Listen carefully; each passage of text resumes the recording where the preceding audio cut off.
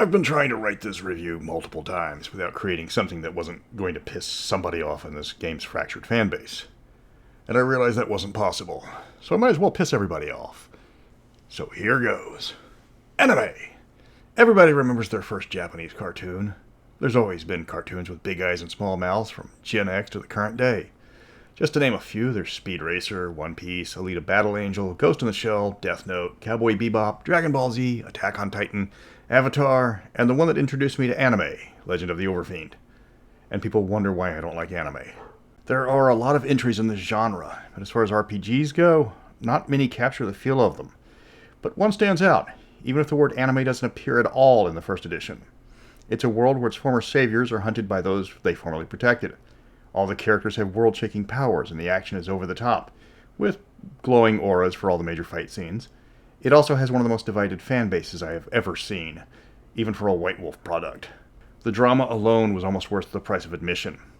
Almost. I'm Mr. Welch, and it's time to boot some head.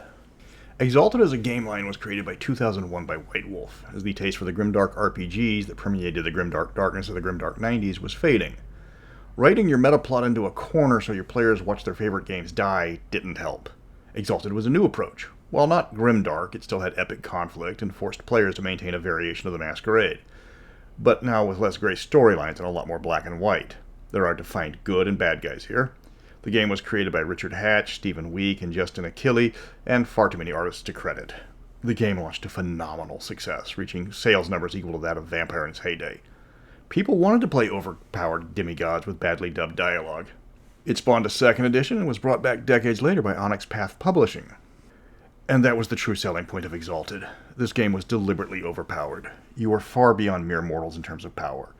As a celestial Exalted, you're the most powerful of your kind, capable of inhuman feats of strength, charisma, or intellect. Exalted characters start at the peak of human conditioning. Think of Lucy Lawless in her Xena Prime days, or the main character from an old Steve Reeves movie. It's not quite a superhero game, as there are restrictions to your powers, but it's far beyond the scope of martial arts games. At the higher power levels, characters are doing things only found in the wilder films on Saturday afternoon Kung Fu Theater. Archers shoot every target they have an arrow for in a single shot. Generals in the middle of a battle know the exact whereabouts of their entire army no matter how many miles away they are, and they can give an order that every soldier in his force can hear without raising his voice. It's unapologetically over the top. And if you wanted high-level characters to start your game, Exalted was the one for you. The game uses the storyteller system from the World of Darkness games. Like all other game versions, there are some changes for the setting, but it still has the same 9 stats and similar skills. You pick which one of the 3 attribute groups is the most important and gets the most skills. The second one you choose gets the next most, and the last one gets the fewest points. It's the same for skills, only slightly modified, as you pick which caste you come from, and that gives you more points for specific skills.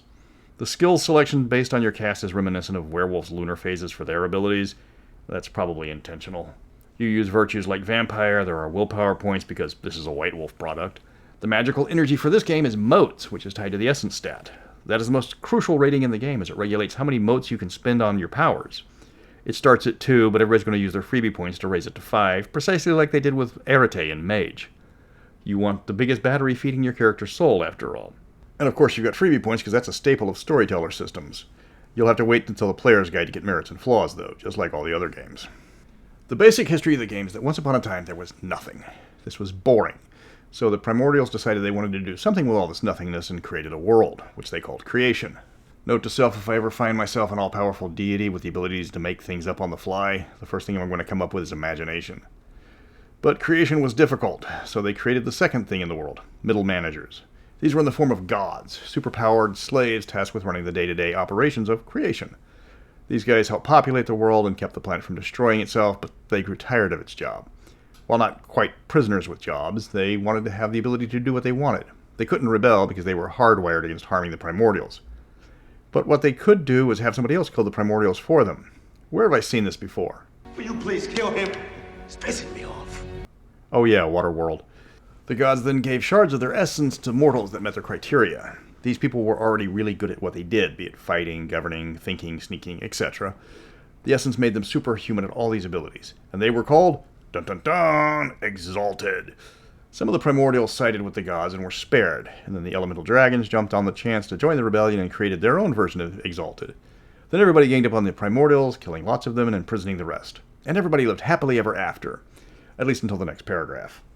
It turns out that the primordials cursed the gods, and by extension the Exalted, and that they would give in to their emotions if they used their powers too often. This was called limit break.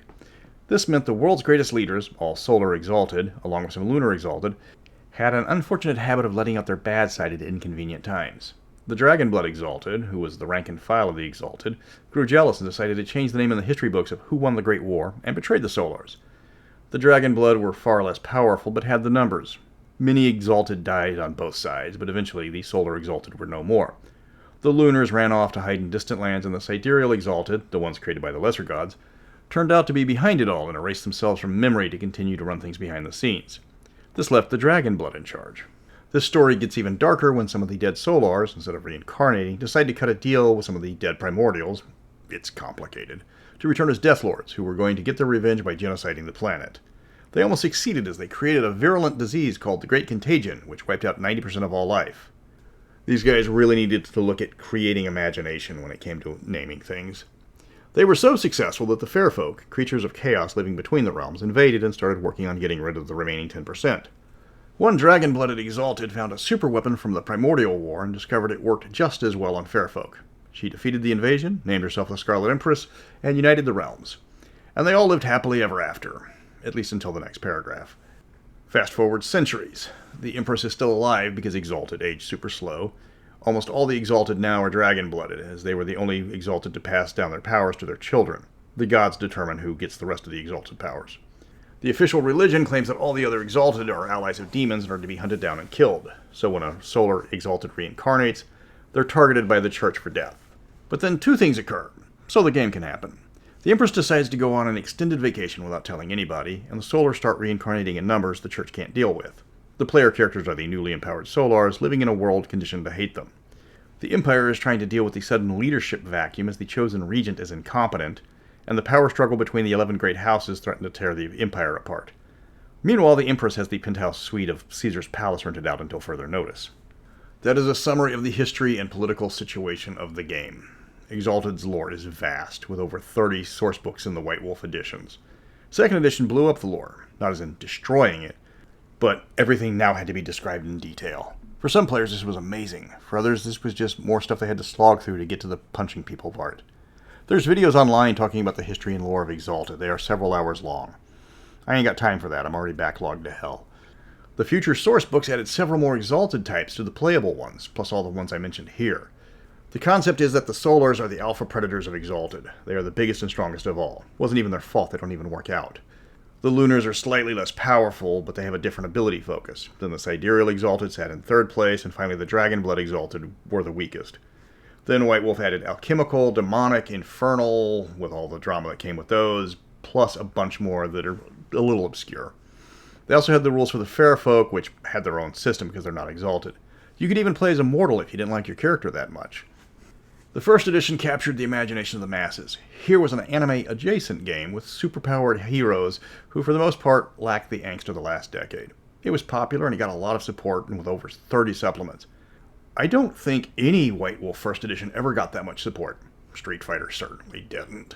It didn't have much of a meta plot. That would come later.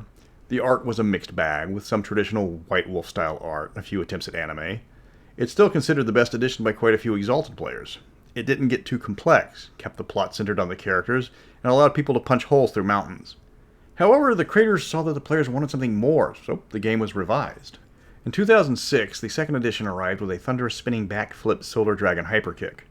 This version embraced the Gonzo from day one. First edition had to work its way to Gonzo. Second edition started with a comic book where the party has to cheer up a river god as he's flooded a town with his tears because the girls that used to come and sing to him didn't show up this year. Everything is over the top in second edition. Weapons are cartoonishly large. Muscles are cartoonishly large. Boobs are cartoonishly large. They have manga randomly placed in the core book. And that and areolas. Pants are very much optional. It embraces the anime vibe and then gives it tongue. Gone is the gritty realism that first edition dabbled with. Now you fight gods, demons, dragons, and bears. This is the edition people remember because it went up to 12 on the dial. It also had a run of over 30 books, and people remember second edition's art more than any other versions. But it had one major flaw. and it's the one word that all White Wolf fans dread hearing. Metaplot! They advanced the timeline, meaning character actions were often rendered invalid with the next book. They controversially brought back the Empress, which for those not familiar with the story was a huge thing. This was considered a mistake by just about everybody, writers and fans alike, and has been retconned. Then there was the infernal Exalted, who apparently came about with the help of an underage struggle snuggle. Yeah, you can take the White Wolf out of Grimdark, but you can't take the Grimdark out of White Wolf. Seriously, White Wolf, you had one job. Don't introduce elements into this video for which I must use code words for. One job. White Wolf died, and was reborn as Onyx Path, recreating all the books from the glory days and funding them through Kickstarter. Third edition arrived 10 years later after second, in 2016, and with a bunch of people throwing money at them, and then later screaming about where their books were. It kept with the storyteller system of some minor tweaks here and there. It's also the edition that raised the hackles of most of its fanbase. First, the size of the book, coming in almost 700 pages. That's enough to stun a cow, I tested. And huge core books are usually not a good sign for a game. The only one I can think of that came close to this page count was Traveler 5th edition, and that was only 600 pages.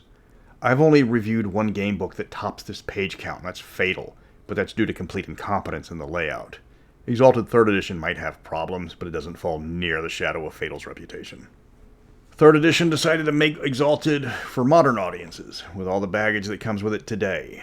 The anime art style was largely replaced with rather bland and tepid works. The last word you would describe this animation style is gonzo. Combat became more description-based than rolling dice and hitting things, which makes for colorful encounters, but this might not be the game for that. It sacrifices speed for storytelling. Even though this is the storytelling system, Exalted is about fast-paced anime scrums. The book is considered bloated with over 200 pages of charms and spells, compared to 1/7 of that in previous books. You start with 15 charms, which is a lot for people to keep up with, though it was only 10 in earlier editions. For some reason, martial arts require some effort to acquire mechanically compared to previous versions, which was a major turnoff. The story went back to gritty street-level adventures rather than people trying to put a dragon in a figure 4 leg lock. Once you've elbow-dropped a god at escape velocity, returning to fight bandits loses its charm. Exalted is the definition of a game that is not for everybody. For those that enjoy it, it's one of the best games they've ever played. Fortunately for White Wolf, a lot of people wanted this type of play. So few games get high-level play right. Today, for many, it's start at level 0 or stop before the characters get too powerful. Exalted is the exact opposite of that. You're already beefier than the mightiest mortal heroes, and you're only going to get better. It's not a challenging game to grasp. Your powers are found on a chart, and you buy them based on what's connected to what.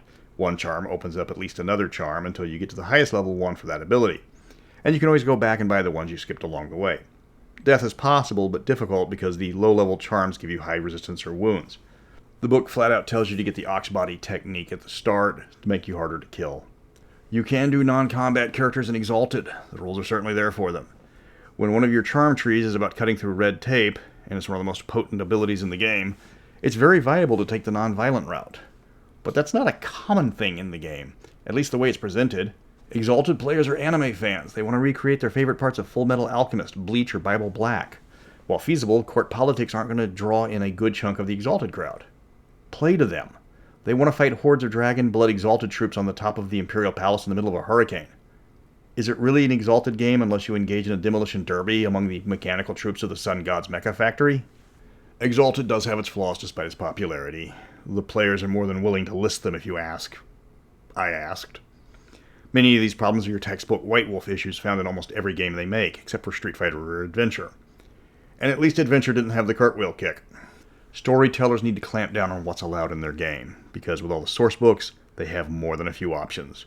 And many of those options don't get along with each other. There's a power drop with each different Exalted, which goes with the setting's premise. But remember that if players take a weaker Exalted and they feel left out, that's their choice.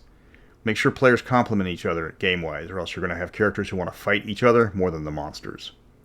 That's Exalted.